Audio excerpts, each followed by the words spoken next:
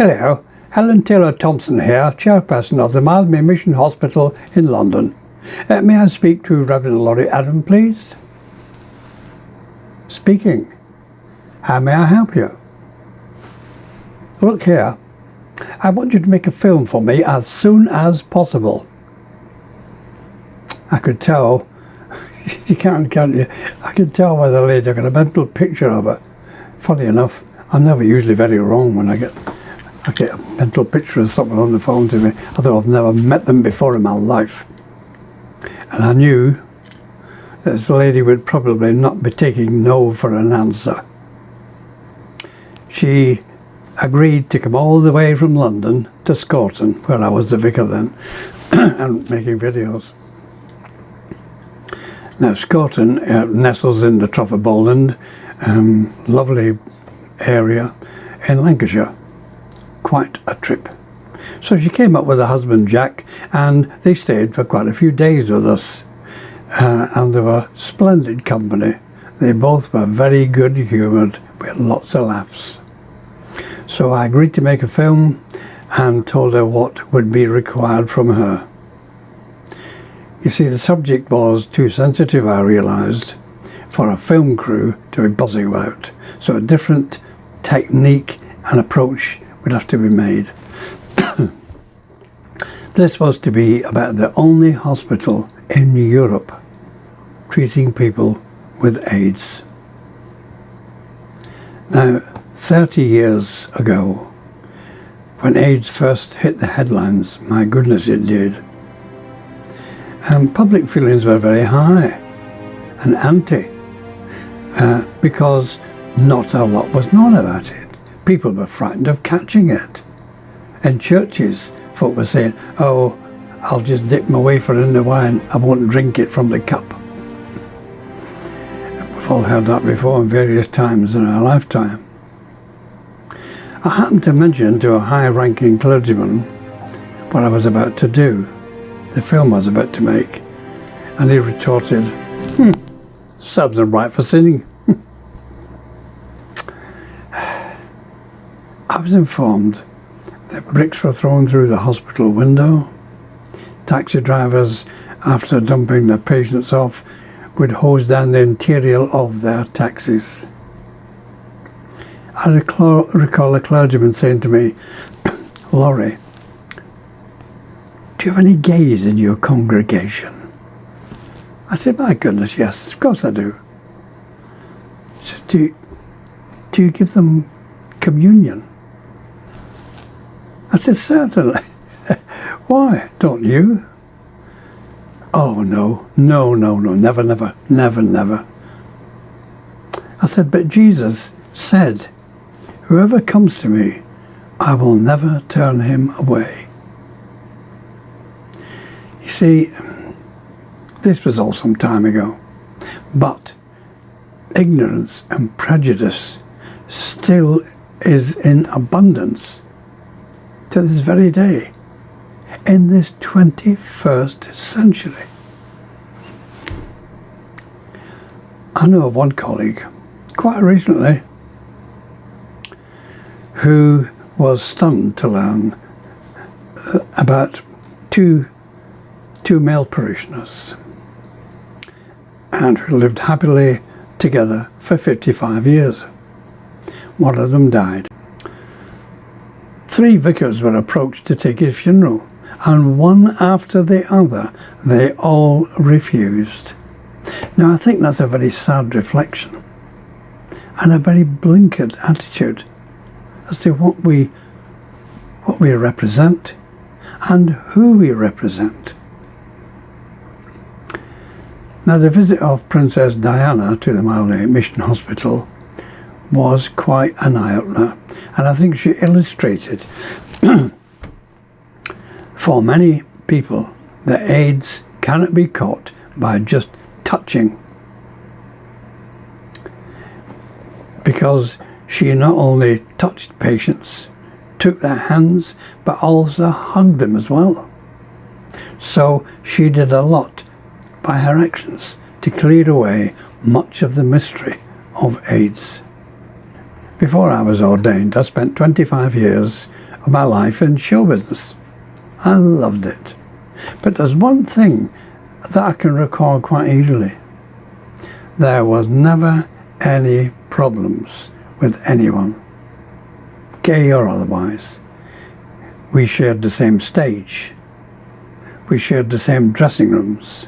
We shared the same digs. We sat down to meals together. We had laughs together. And if anyone had a problem or a difficulty, there was always an ear to have patience and stop and listen and try and help. Now, let me tell you this, I sadly have realised, and I speak from experience, if you dare to unburden yourself sometimes to a regular churchgoer, or even the odd vicar, you could be frozen to death. It's sad, but there you are. In spite of Jesus saying, brothers, let us love one another. And also, love your neighbour as yourself. He did not add, apart from if you're gay or not.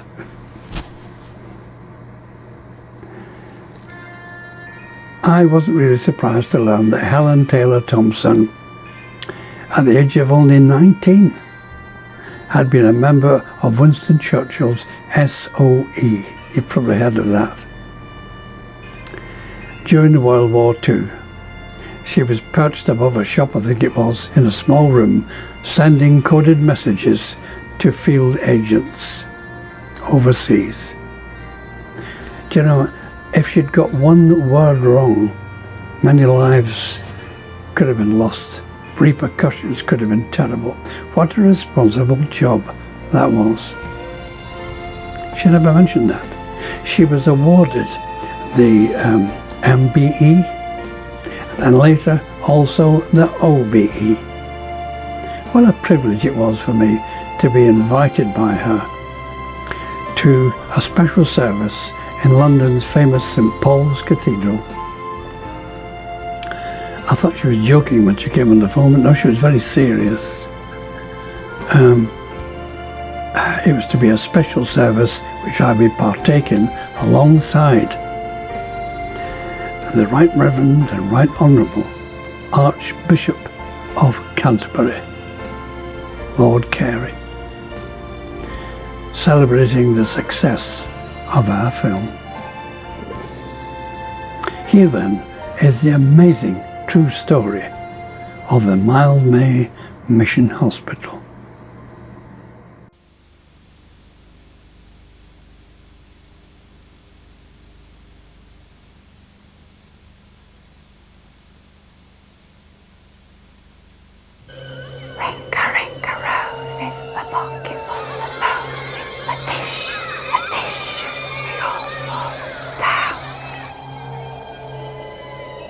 It is 1866 and cholera is sweeping through London's East End. 4,000 people die in the space of 3 months. An appeal for help goes out to the Mildmay Park area of Islington, to the home of the Reverend William Pennyfeather. Concerned at the crisis just a few miles away, he asks himself, what are Christians doing to help? He prays, and it becomes clear that he must respond. He talks the problem over with the deaconesses in his training and decides that if they are willing to visit the infected areas, then they should learn basic nursing skills to combine with their preaching of the gospel. Gertrude Villiers Stewart was one of the deaconesses who visited the Jago. This was a notorious no-go area right out of a Dickens novel and was situated just behind the present Mildmay Hospital.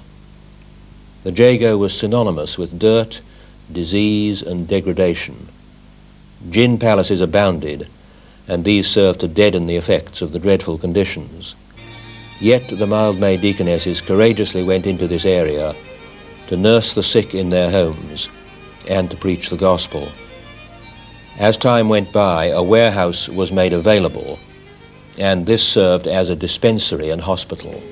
When William Pennyfeather died, a charitable hospital was built in his memory on the present site and opened in 1892.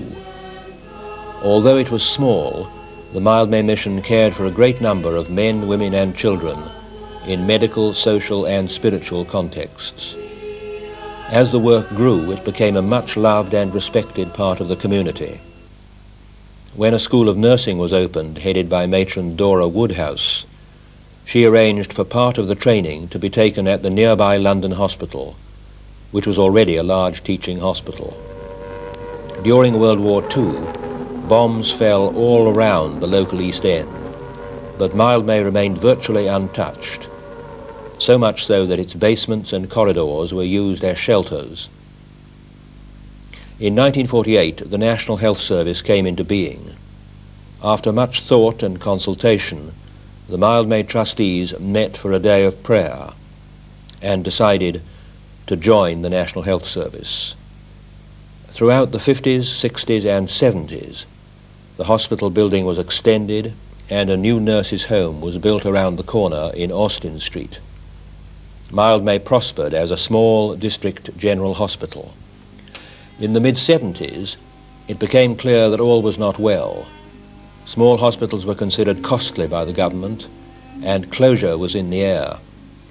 Several times during those years it seemed that Mildmay's days were coming to an end, but each time there was a reprieve. However, in 1982, Mildmay finally had to agree to closure. Under the leadership of Mrs. Helen Taylor Thompson, chairman of the steering committee at that time, local support groups and Christian supporters throughout the country worked for 3 years to see the hospital reopen. The Mildmay Hospital Advisory Council requested that the hospital be given back to its original owners so that it could be run as an independent Christian charitable hospital. So in 1985, Mildmay reopened as a small self-governing hospital with a remit to serve the local community and respond to identified needs. A Thanksgiving service was held to celebrate the reopening at St. Paul's Cathedral. No one at that time even envisaged that Mildmay would be opening the first hospice in Europe for people with AIDS and become a centre of excellence and a model for future hospices. So how did we come to care for people with AIDS at Mildmay? A Christian organisation looked at the growing AIDS crisis and asked whether Mildmay specifically could do something to help. The District Health Authority responded quickly to the suggestion and identified a need for terminal care. After much thought and prayer, the Board of Governors at Mildmay agreed unanimously that an empty ward should be refurbished as a hospice unit for people with AIDS. In February 1988, it took its first patients. So the wheel had turned full circle from one fatal illness to another. In May 1988, Her Royal Highness the Princess Alexandra officially reopened the hospital and also opened Elizabeth Unit, the first AIDS hospice in Europe. Like her grandmother before her, she has always taken a great interest in Mildmay. Mildmay is now the national model for AIDS hospice care and has 2 units for respite, convalescent, and of course terminal care for people with AIDS. They consist of 17 individual rooms, 9 with ensuite facilities, and attractive communal areas, medical and therapy rooms. There is also a home care team and a day centre which can help up to 40 people each week. And there is an expanding education centre. Professionals come from far afield to stay at Mildmay and learn about caring for people who are, more often than not, young and terminally ill. Caring for people with AIDS is expensive. Special equipment is necessary. Electronically assisted baths allow the patient to enjoy a refreshing bath without requiring any effort, and a hydraulic lifting device also helps the nurses. Toilets have a wash and dry facility. Special mattresses prevent pressure sores on the bodies that are desperately thin and sensitive. Expensive medications are available to enhance the quality of life.